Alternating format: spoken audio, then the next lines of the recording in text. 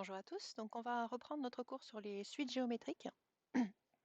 Donc on était resté sur ce travail-là, l'exercice qu'on avait terminé ensemble, où je vous avais expliqué la méthode pour montrer qu'une suite est géométrique ou pour montrer qu'une suite n'est pas géométrique. On va maintenant aller partie court et on va regarder ensemble cette propriété. Alors cette propriété qui nous dit que si UN est une suite géométrique de raison Q et de premier terme U0, alors pour tout nombre entier naturel N et P, UN c'est UP fois Q puissance N moins P. Donc cette propriété, elle nous permet en fait de donner une formule qui nous permet d'avoir un lien entre deux termes quelconques de la suite. Donc en remplaçant n et p par n'importe quel nombre entier, ça me donne une relation entre par exemple U12 et U5 par exemple. Donc à quoi ça va pouvoir nous servir? Alors première chose, lorsqu'on a une suite qui est définie dont le premier terme n'est pas U0, donc par exemple U1, ça va nous permettre d'écrire en prenant P égale 1 que UN c'est U1 fois Q puissance N-1. Si le premier terme c'est U2 par exemple, ça va nous permettre d'écrire que UN c'est U2 fois Q puissance N-2, etc., etc. Donc ça, ce sont des formules importantes qu'on va être amené à rencontrer dans différents exercices.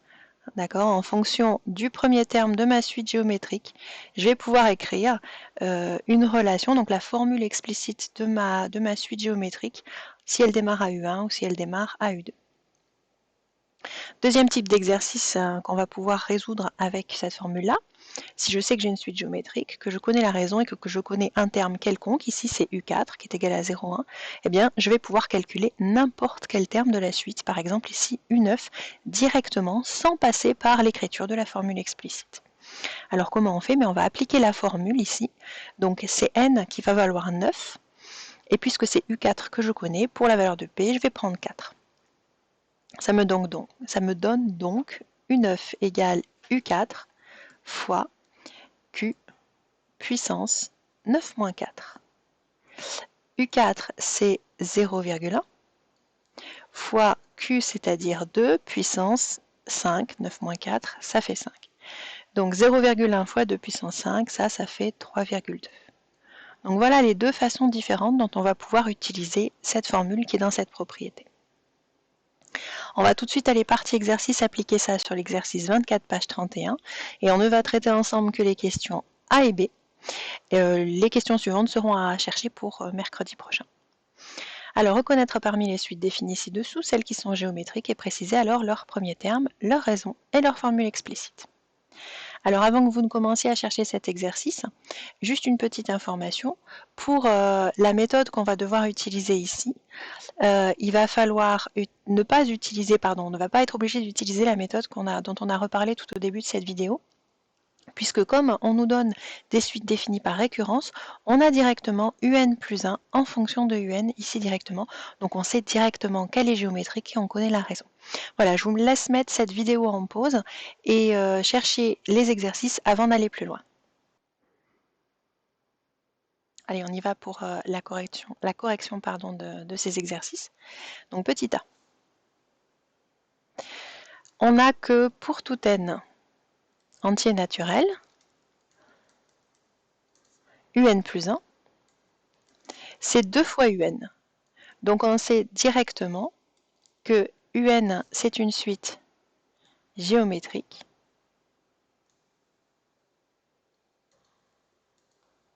de raison Q égale 2 et de premier terme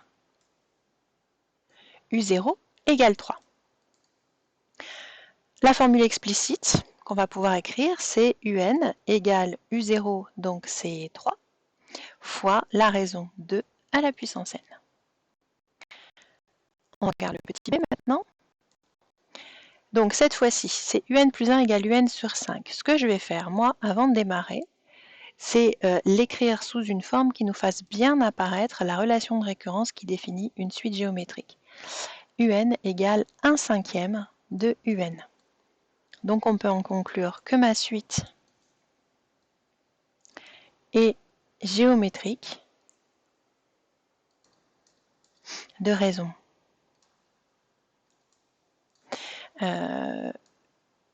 Q égale 1/5 et de premier terme, cette fois-ci on démarre à U1 égale 100. Donc ça me donne comme formule explicite UN égale U1 fois la raison à la puissance, cette fois-ci attention, n-1, que je peux éventuellement écrire 100 sur 5 puissance n-1. Voilà ce que ça donne. Donc vous allez chercher tout seul la question C et la question D. Si pour l'une des deux, vous remarquez que la suite n'est pas géométrique, par contre, la méthode qu'on a vue la semaine dernière s'applique. Vous calculez les 3 premiers termes, vous calculez les quotients U2 sur U1, U3 sur U2, vous montrez que ce n'est pas la même chose. Alors, au choix, moi je vous conseille d'arrêter tout de suite la vidéo et de chercher les deux questions, comme ça votre travail pour mercredi est déjà fait. Sinon, vous faites ça plus tard. On va passer maintenant à un deuxième exercice, qui est l'exercice 22, toujours page 31, où on vous demande, pour les suites géométriques suivantes, dont on donne le premier terme et la raison, exprimer le terme général UN en fonction de n, puis calculer U5, et dans un deuxième temps, on vous demande de représenter graphiquement les 10 premiers termes de chaque suite. Alors, même chose, on va regarder ensemble le petit a, le petit b, donc vous mettez en pause le temps de chercher, et puis ensuite vous remettez en route pour la correction. Alors, on y va, petit a. Donc on nous donne le premier terme U0 égale 3, la raison égale 2, donc la formule explicite, UN, c'est U0 fois Q puissance n, donc 3 fois 2 puissance n. Et puis je calcule U5, comme c'était demandé, 3 fois 2 à la puissance 5, et la calculatrice me dit 96. Voilà pour la première partie pour la première question. Deuxième question, la représentation à la calculatrice. Donc je vais vous mettre à l'affichage la calculatrice. La voilà. Alors juste avant de revenir sur cette fenêtre-là, comme ça fait un petit moment qu'on n'a pas travaillé les suites avec la calculatrice, je vous rappelle que vous devez appuyer sur mode, allez mettre votre calculatrice en mode suite ici, et ensuite vous tapez sur F de X. Donc vous avez votre écran pour définir vos suites. On se met en suite n parce qu'on a la relation, la formule explicite directe. On commence à n minimum qui vaut 0. La formule U de n égale 3 fois 2 puissance n. Et on rentre U0 qui est égal à 3. Hein, mettez en pause le temps de faire toutes ces manipulations-là. L'étape suivante, ça va être de régler la fenêtre. Donc nous, on veut représenter les 10 premiers termes. Donc on va commencer à 0 et on va aller jusqu'au 9. De 0 jusqu'au 9, on a les 10 premiers termes. Je vais commencer à x0, je vais quand même mettre moins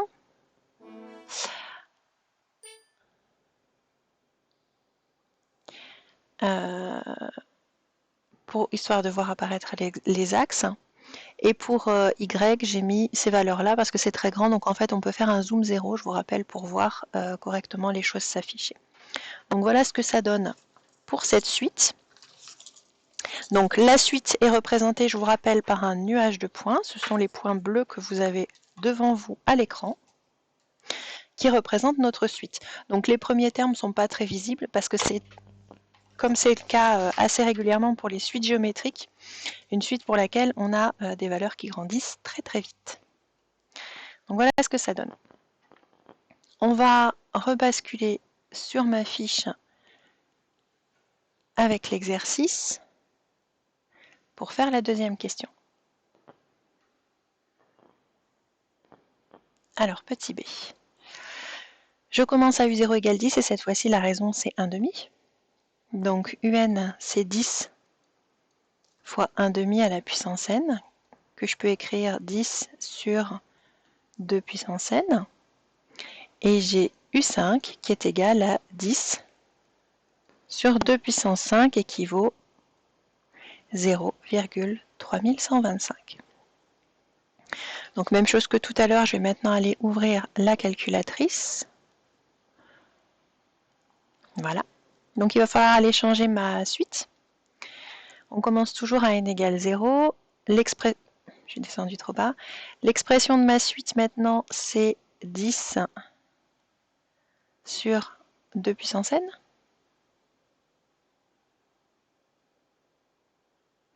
Et mon premier terme, il vaut 10.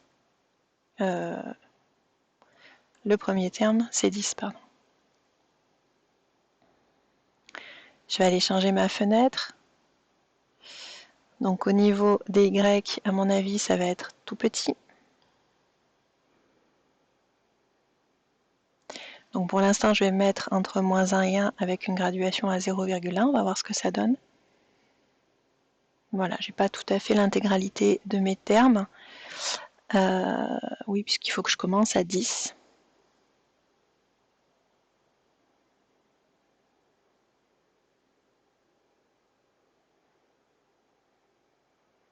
Voilà, encore une fois, cette fois-ci, c'est une suite qui est décroissante et qui décroît très très vite. Mon premier terme est ici tout en haut. Et les termes descendent comme ça jusqu'à être quasi sur l'axe, même si ce n'est pas le cas. On a vu 0,3125 à U5. Voilà pour cet exercice-là. On va revenir sur la fiche de cours. Donc même chose que tout à l'heure, les questions C et D sont à chercher pour mercredi, soit vous les cherchez tout de suite, soit vous les cherchez à la fin de la vidéo. Et nous on va revenir partie cours, j'étais justement en train de parler de sens de variation d'une suite géométrique. Et voilà ce que l'on va faire ensemble maintenant. Donc propriété sens de variation, alors on avait vu que pour une suite arithmétique c'était vraiment simplissime, raison positive, suite croissante, raison négative, suite décroissante. On va voir que pour une suite géométrique c'est pas si simple que ça. Donc on considère une suite UN géométrique de raison Q non nulle et de premier terme U0 non nul aussi. Alors vous avez vu, il y a deux colonnes ici, soit la raison est négative, soit la raison est positive. Bon, en fait, qu'est-ce qui se passe dans une suite géométrique? Pour passer d'un terme au suivant, je multiplie toujours par un même nombre. On pourrait se dire que si on multiplie par un nombre positif, eh bien on a une suite qui est croissante, et si on multiplie par un négatif, on a une suite qui est décroissante. Ben, ce n'est pas forcément le cas, tout dépend du signe du premier terme. Effectivement,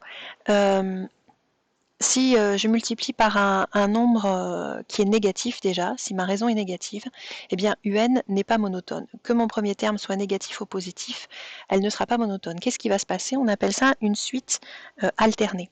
En fait, si mon premier terme c'est 1, par exemple, et que ma raison c'est -2, ça veut dire que U0 c'est 1, c'est positif. U1 ça va être U0 fois -2, ça va être négatif.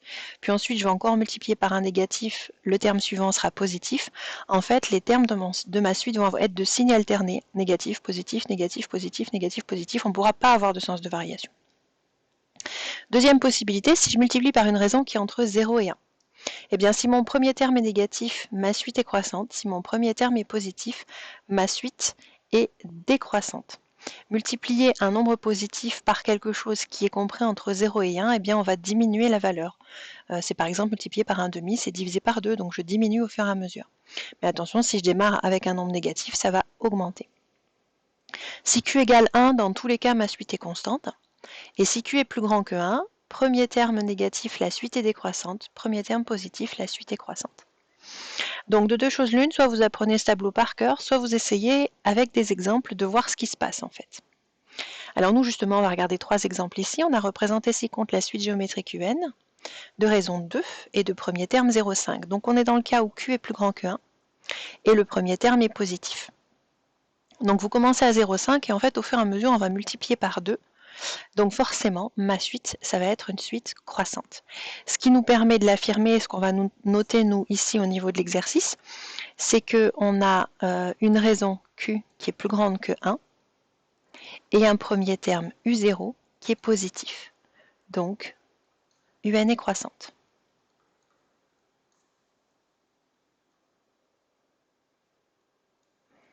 Deuxième exemple, on a une suite Vn qui est géométrique de raison 0,5 et de premier terme V0 égale 8. Donc la raison, elle, est comprise entre 0 et 1. Et le premier terme, V0 qui est égal à 8, est plus grand que 1. Donc, que 0, pardon. Je pars avec un premier terme qui est positif et je multiplie toujours par un nombre qui est compris entre 0 et 1. Je vous avais dit par exemple par 1 demi, c'est-à-dire je divise par 2. Donc ma suite, elle est décroissante.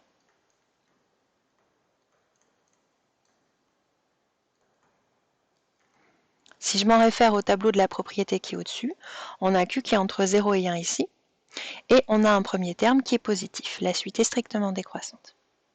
Dernier cas, la suite Wn est géométrique de raison Q égale moins 3 et de premier terme W0 égale 1. Donc Q égale moins 3, ça veut dire qu'on a une raison qui est négative. Et là, en fait, c'est même pas la peine d'aller chercher plus loin. Si j'ai une raison qui est négative, ma suite va être de signes alternés. Les différents termes de la suite ne seront jamais de même signe. J'aurai un positif, un négatif, etc., etc. Donc, on dit que Wn n'est pas monotone.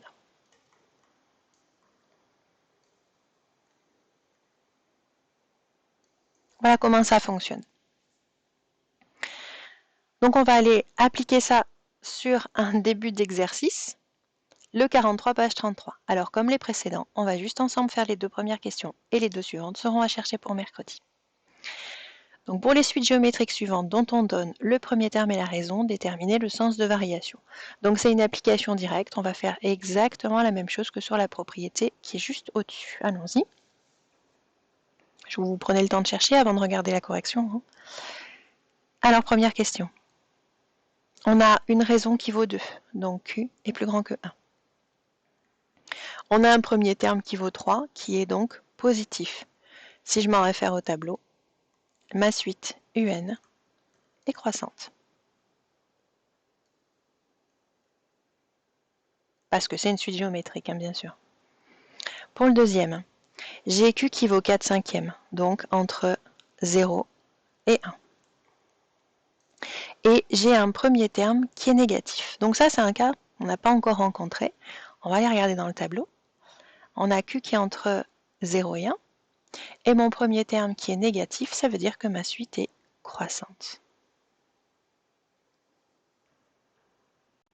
Donc,